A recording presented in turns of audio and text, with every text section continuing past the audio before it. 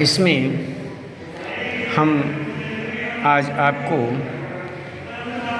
काव्य के रूप में यह दीप अकेला, मैंने देखा एक बूंद, जिसके लेखक सच्चिदानंद हीरानंद वात्स्यायन अज्ञे जी हैं, उनके विषय में आपको हम बताएंगे, पढ़ाएंगे। यहाँ पर यह दीप अकेला, मैंने देखा एक बूंद, सच्चिदानंद हीरानंद वात्स्यायन अज्ञे। तो ये हम पढ़ेंगे और इसमें सबसे पहले हम यहाँ पर एक वृत्तांत, ये इनके जीवन परिचय के विषय में विचार करते हैं और बताते हैं कि यहाँ पर इनका जीवन परिचय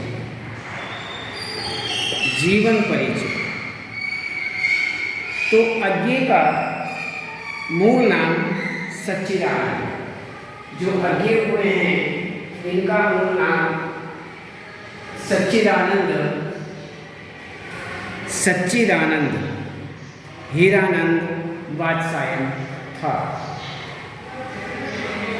तो इसमें उन्होंने अज्ञे से काव्य रचना की। अज्ञे जो उन्होंने नाम रखा वो केवल उन्होंने रचनाओं के लिए रखा, अज्ञे के नाम से वो अपनी रचनाएं किया करते थे। इसमें उनका जन्म जो है वो 7 मार्च सन 1911 में 7 मार्च 1911 में कुशीनगर, जो उत्तर प्रदेश में पड़ता है, उसमें हुआ। किंतु बचपन लखनऊ, श्रीनगर और जम्मू में बीता। कहते हैं कि उनका जो बचपन है वह अलग अलग स्थानों पर, जैसे लखनऊ, श्रीनगर, जम्मू आदि में ही उनका ये पूरा का पूरा जीवन जो है वो व्यतीत हुआ। तो इस प्रकार से यहाँ पर उनकी जो प्रारंभिक शिक्षा है अंग्रेजी और संस्कृत में हुई। बताते हैं कि अंग्रेजी और संस्कृत में ही उनकी इस प्रकार प्रारंभिक शिक्षा हुई। हिंदी उन्होंने बाद में सीखी। वे आरंभ में अर्थात शुरुआत में विज्ञान के विद्यार्थी रहे। सबसे पहले उन्होंने प्रारंभ में शुरू में विज्ञान ही पढ़ा, विज्ञान के विद्यार्थी रहे और बीएससी करने के बाद उन्होंने एमए जो किया वो अंग्रेजी में किया। अंग्रेजी के एमए क्लास में उन्होंने प्रवेश लिया और क्रांतिकारी आंदोलन में भाग लेने के कारण उन्हें अपना अध्ययन बीच में ही छोड़ना पड़ा। वो आंदोलन में उन्होंने भाग लिया और आंदोलन में भाग लेने के बाद उन्हें अपना जो अध्ययन था वो अध्ययन उन्हें बीच में ही छोड़ देना पड़ा। ये हमें देखते हैं कि इस प्रकार वे 4 वर्ष जेल में तथा 4 वर्ष जेल में भी रहे और 4 वर्ष जेल में रहे और 2 वर्ष जो हैं वो नज़रबंद रहे, अर्थात उनका कोई पता नहीं था कि कहाँ पर हैं। तो इसी प्रकार से ये हुआ जीवन परिचय से संबंधित। अज्ञे जो हैं वह देश विदेश की अनेक भाषाएं जानते थे, वह बहुतेरी भाषाएं जानते थे। उन्होंने बहुतेरी यात्राएं भी की। अनेक यात्राएं की, उन्होंने कई नौकरियां की और छोड़ दी। वे लगातार इस प्रकार से नौकरियां करते और छोड़ देते। कुछ समय तक वे जोधपुर विश्वविद्यालय में प्रोफेसर भी रहे। कहते हैं कि जोधपुर विश्वविद्यालय जो है उसमें उन्होंने प्रोफेसर की नौकरी भी की। वे हिंदी के प्रसिद्ध समाचार साप्ताहिक दिनमान के संस्थापक और संपादक भी रहे। कुछ दिनों तक उन्होंने नवभारत टाइम्स का भी संपादन किया। इसके अलावा उन्होंने सैनिक, विशाल भारत, प्रतीक, नया प्रतीक आदि अनेक साहित्यिक पत्र पत्रिकाओं का भी संपादन किया। तो इसी प्रकार से उन्होंने अलग अलग पत्रिकाओं का भी संपादन किया। तो इसमें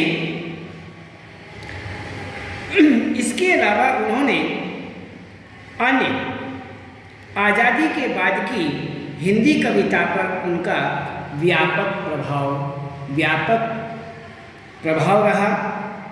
उन्होंने सप्तक परंपरा का सूत्रपात करते हुए तार सप्तक, दूसरा सप्तक, तीसरा सप्तक तथा चौथा सप्तक का संपादन भी किया।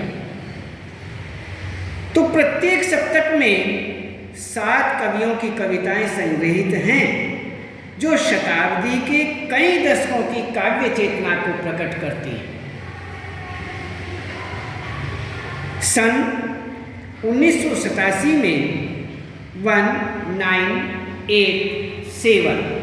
1987 में अज्ञे जी का देहांत हो गया।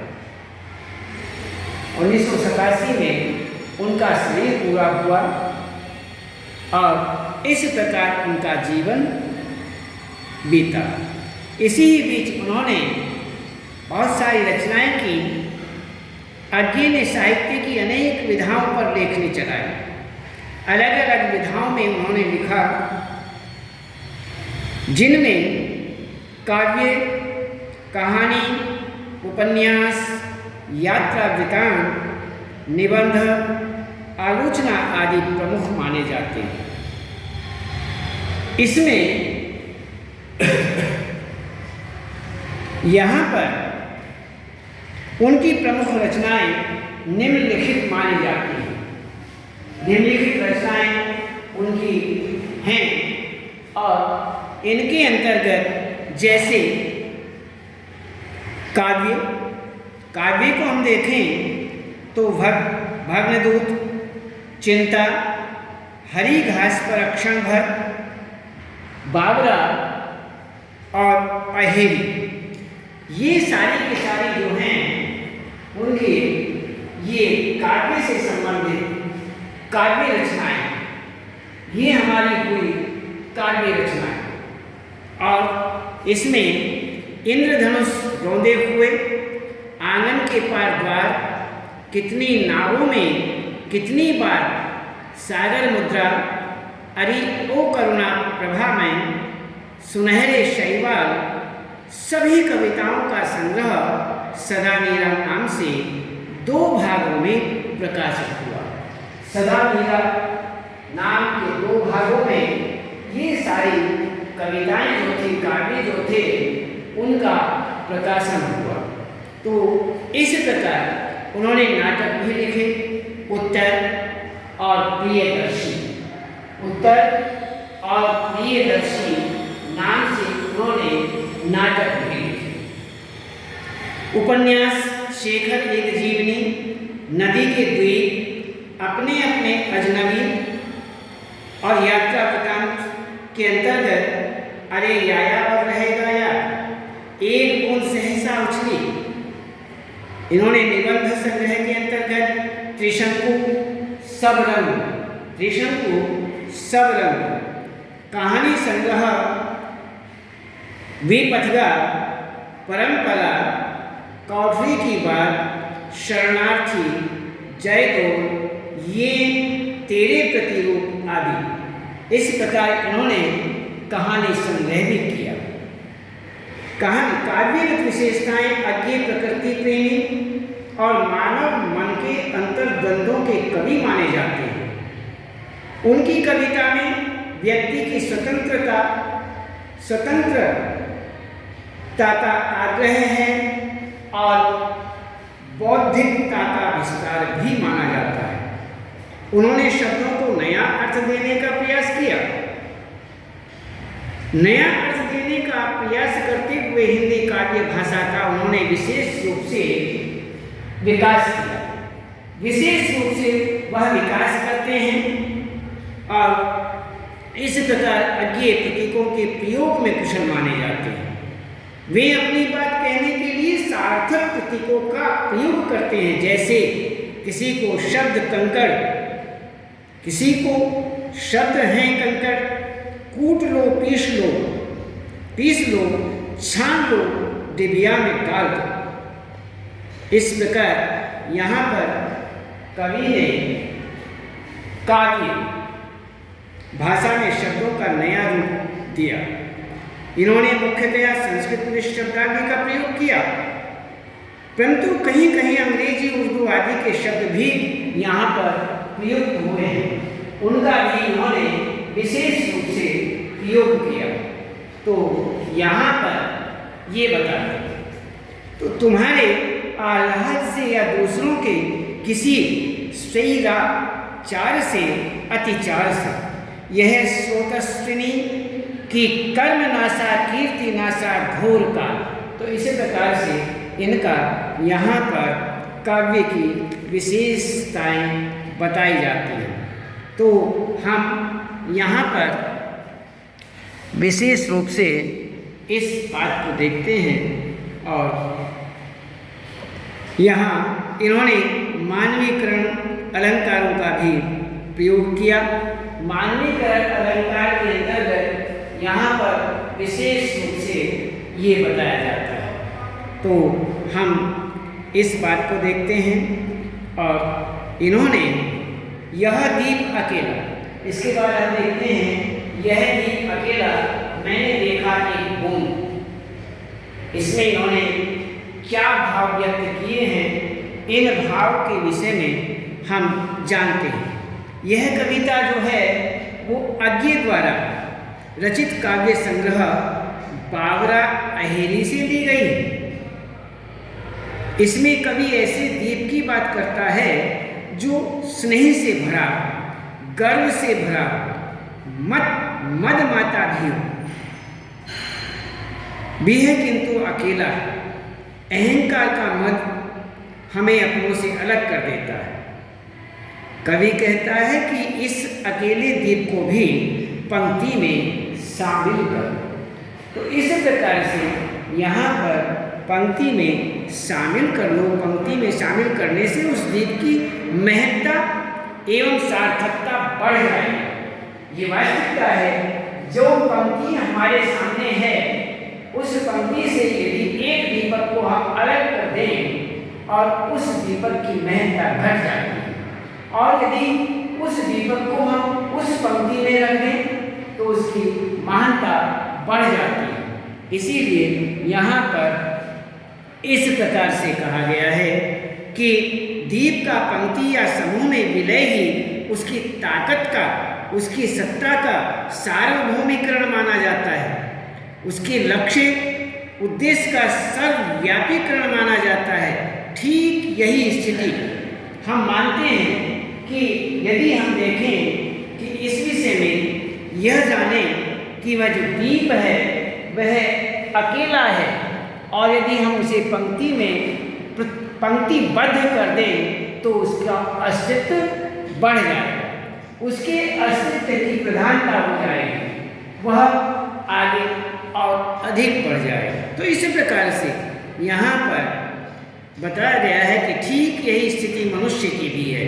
व्यक्ति सब कुछ है, सर्वशक्तिमान है, सर्वगुण संपन्न है, फिर भी समाज में उसका विलय, समाज के साथ उसकी अंतरंगता से समाज मजबूत होगा, राष्ट्र मजबूत होगा। इस कविता के माध्यम से अज्ञेय ने व्यक्तिगत सत्ता को सामाजिक सत्ता के साथ जोड़ने पर बल दिया कि सामाजिक सत्ता में जोड़ने के लिए ये बल देते हैं। तो कहते हैं कि दीप का पंक्ति में विलय, व्यष्टि का समष्टि में विलय, अर्थात समाज में विलय होना जो है एक सामाजिक स्थिति को देखते हुए सामाजिक सत्ता के साथ जोड़ने से बल की प्राप्ति होती है। और आत्मबोध का विश्व बोध में इसमें विशेष रूपांतर होता है।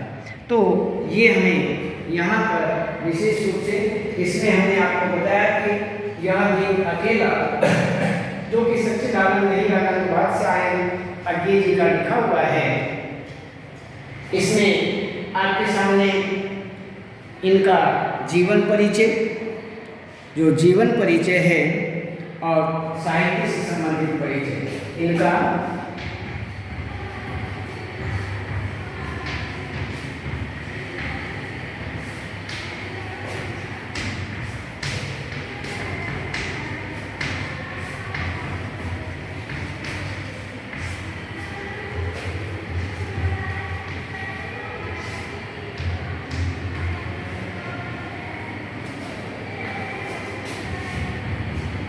इसमें जीवन परिचय एवं साहित्यिक परिचय आपको बताया, और कुछ इसमें यह भी अकेला, इसके विषय में आपको बताया कि किस प्रकार से इसका अस्तित्व बढ़ता है, इसमें क्या विशेष बताया गया है, क्या बताना चाहते हैं कवि, तो इसमें बताना क्या चाहते हैं इसके विषय में हमने जाना। तो अब इससे आगे हम आपको कल बताएंगे। आज केवल इतना है।